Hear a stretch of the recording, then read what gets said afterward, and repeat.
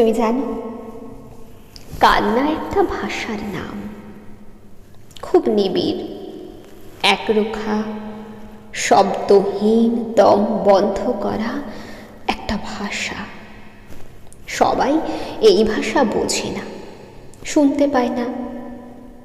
মানুষ যতখানি মুখে বলতে পারে না, সেটা সে অবিরাম কেঁদে দেয়। তার গাল বেয়ে নেমে আসা প্রতিটা জলকণায় স্বরবর্ণ, ব্যঞ্জনবর্ণ, যা দিয়ে লেখা যেতে পারে অভিমান, উৎকণ্ঠা, তীব্র আবেগ কিংবা হারানোর ভয়। এই যেমন কোনো মানুষ যদি ভালো আছি বলতে গিয়ে কেঁদে দেয়, তবে তার খারাপ থাকাটা তুমি শুনতেই পাবে না। সে নিজের ঠোঁট দাঁতে কামড়ে যত সম্ভব গলার কাছে কষ্ট দলা পাকিয়ে নেবে।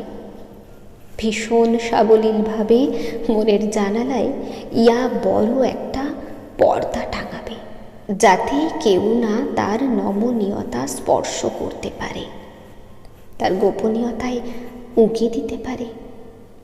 আসলে যারা কাঁদতে পারে তাদের মতো আড়াল করার ক্ষমতা কারো থাকে না। অদ্ভুত না?